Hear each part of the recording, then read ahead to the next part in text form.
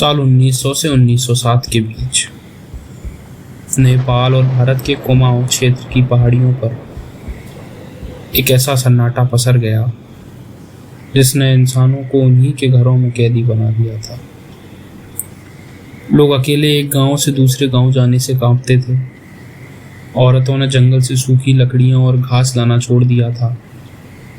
किसान दोपहर ढलने से पहले ही अपने खेतों से भाग खड़े होते थे, क्योंकि घने बांझ और साल के जंगलों के बीच एक खूनी साया घूम रहा था। गांव वाले उसे कोई भूत या पिशाच मानते थे, लेकिन वह कोई छलावा नहीं था, बल्कि थी एक बाघिन। बंगाल की एक बाघिन, चंपावत की आदमखोर बाघिन। जब तक उसका खूनी सफर थमा, तब तक वह 436 इंसानी जानें ले चुकी थी। लिखित इतिहास में किसी भी एक अकेले जानवर द्वारा किए गए हमलों में सबसे बड़ा यह आंकड़ा है। इस आतंक की शुरुआत भारत में नहीं, बल्कि नेपाल के जंगलों में हुई थी। शुरुआत में इक्का दुक्का लोग गायब हुए, कभी कोई चरवाहा तो कभी नदी किनारे कोई महिला। लेकिन जब मौतों की गिनती 200 के पार पहुंच गई, तब नेपाल के राजा को समझ आया कि स्थिति काबू से बाहर हो चुकी है। नेपाल के राजा ने नियमित सेना को जंगलों में उतारा। सेना ने कई दिनों तक जंगलों की खाक छानी, लेकिन बाघिन उनकी पकड़ में नहीं आई। अलबत्ता सेना के दबाव की वजह से उस बाघिन ने शारदा नदी पार की और वह भारत के कुमाऊं क्षेत्र के चंपावत जिले में दाखिल हो गई। और यहीं से शुरू होता है इस आतंक का सबसे भयानक दौर।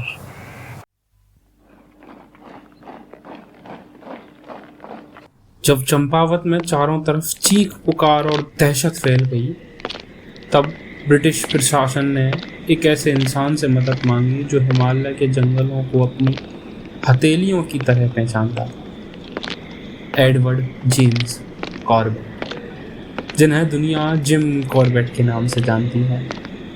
नैनीताल में पले बड़े जिम कॉर्बेट कोई ऐसे शिकारी नहीं थे जो शौक या दिखावे के लिए शिकार करते हों। वे जंगल की हर भाषा समझते थे। वे वहीं पैदा हुए थे। उनका शिकार करना कोई शौक नहीं, बल्कि उनकी ज़रूरत थी। वो जानते थे कि काकड़ कैसे चिल्लाता है, या सूखी टहनियाँ कैसे टूटने से आवाज़ होती है, या हवा के रुख से आने वाली गंध कैसी महकती है। वो सब जानते थे। लेकिन जब सरकार ने उनसे चंपावत जाने का अनुरोध किया, तो कॉर्बेट ने 2 बेहद सख्त शर्तें रखी। पहली, बाघिन पर रखा गया सारा सरकारी इनाम तुरंत रद्द किया जाए। दूसरा, इलाके से बाकी सभी हथियारबंद लोगों को हटा दिया जाए ताकि जंगल में किसी निर्दोष पर गोली ना चले। जब कॉर्बेट चंपावत पहुंचे तो उन्हें वहां एक वीरान डरावना सन्नाटा मिला। दिन के उजाले में भी लोग अपने घरों के बाहरी लकड़ी के दरवाजे भीतर से बंद करके बैठे थे। कॉर्बेट का तरीका बेहद सीधा और कहें तो जानलेवा था। वे जंगल में अकेले पैदल निकलते थे और खुद को चारे के रूप में पेश करते थे। वे जानते थे कि आदमखोर जानवर इंसानी गंध से डरना छोड़ चुका होता है। उसके लिए इंसान केवल एक धीमा और असहाय शिकार होता है। कई दिनों तक कॉर्बेट ने चंपावत की संकरी घाटियों और खाइयों की खाक छानी, लेकिन वह बाघिन इतनी शातिर थी कि कभी भी एक इलाके में दोबारा तुरंत हमला नहीं करती थी, जब तक कि एक दोपहर उसने अपनी आखिरी गलती नहीं कर दी।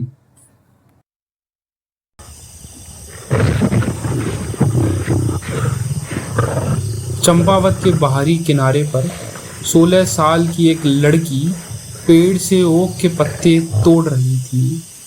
अचानक एक झपट्टा, एक दबी हुई चीख और लड़की गायब हो गई।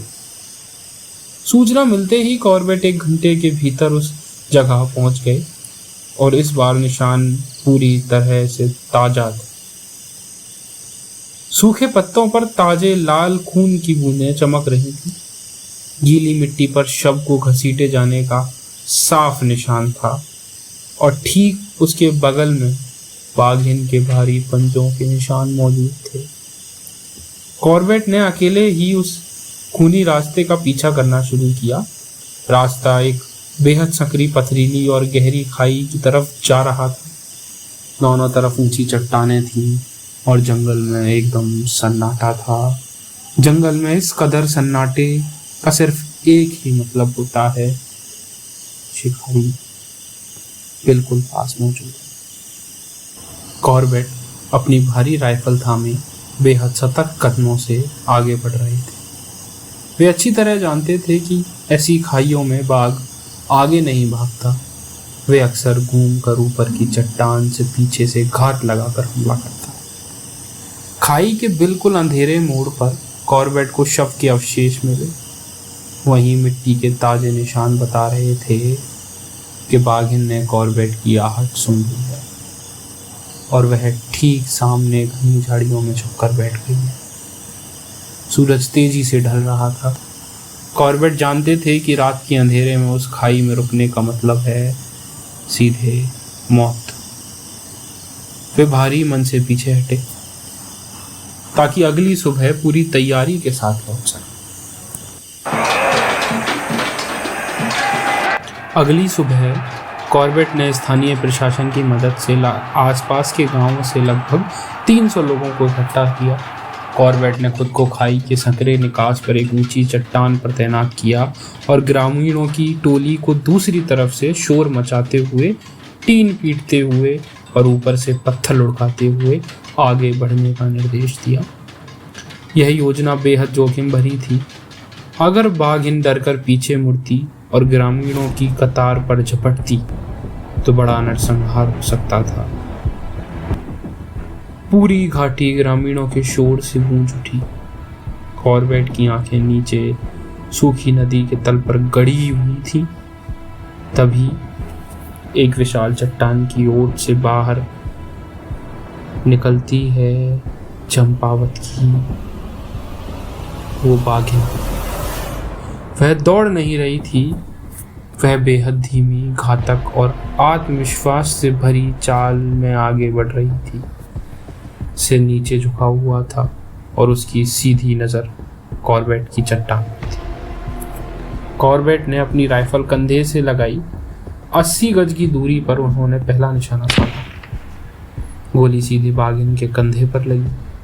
वह जोर से दहाड़ी, लड़खड़ाई और तेजी से झाड़ियों में समा गई। कॉर्बेट ने तुरंत राइफल रीलोड की और जैसे ही वह दोबारा खुली जगह पर आई, उन्होंने अंतिम गोलियां दाग दी। कुछ ही पलों में 436 इंसानों का शिकार करने वाली चंपावत की आदमखोर बाघिन जमीन पर ढेर हो चुकी थी। 7 सालों से चला आ रहा आतंक वहीं ध्वस्त हो गया। पहाड़ों पर आजादी और राहत की लहर दौड़ गई, लेकिन जिम कॉर्बेट ने उस मृत बाघिन का बहुत बारीकी से मुआयना किया।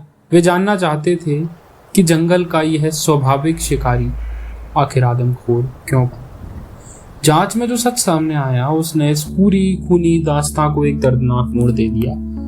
बाघिन के दाहिनी तरफ के 2 ऊपर और नीचे के दोनों बड़े कैनाइन दांत पूरी तरह से टूटे हुए थे। किसी पुराने शिकारी की बंदूक की गोली उसके जबड़े पर लगी थी, जिसने उसके दांतों को जड़ से तोड़ दिया था। वह कुदरती तौर पर इंसानों की दुश्मन नहीं थी। जबड़े और दांतों के टूटने के कारण वह जंगल के तेज तर्रार हिरणों या जंगली शुअरों का शिकार करने में असमर्थ हो चुकी थी। भूख से तड़पती उस लाचार बाघिन ने जिंदा रहने के लिए इंसानों का शिकार करना शुरू किया, क्योंकि जंगल में इंसान ही सबसे कमजोर और धीमा जीव था। जिम कॉर्बेट ने बाद में अपनी किताब में एक बेहद मार्मिक बात लिखी थी। आदमखोर बाघ कोई पैदाइशी हत्यारा नहीं होता। वह ऐसे हालात का मारा हुआ जीव होता है जो अपनी मजबूरी के चलते ऐसा शिकार चुनने पर विवश हो जाता है जो उसका स्वाभाविक भोजन नहीं होता। बाघ तो जंगल का एक बड़े दिल वाला और निडर सज्जन प्राणी है, और जब वह इस धरती से खत्म होगा तो भारत अपनी सबसे शानदार धरोहर खो देगा। यह थी चंपावत की उस भयानक दौर और जिम कॉर्बेट की साहस की सच्ची दास्तां। अगर आपको यह कहानी पसंद आई हो तो इस पॉडकास्ट को फॉलो और सब्सक्राइब जरूर करें और इसे अपने दोस्तों के साथ साझा करें। Like, share and subscribe. जल्द ही मिलेंगे जंगल और इतिहास की एक और अनसुनी कहानी के साथ। तब तक सुरक्षित रहें और सतर्क रहें। धन्यवाद। मेरा नाम है ख्वाब और आप देख रहे हैं बियॉन्ड राइम।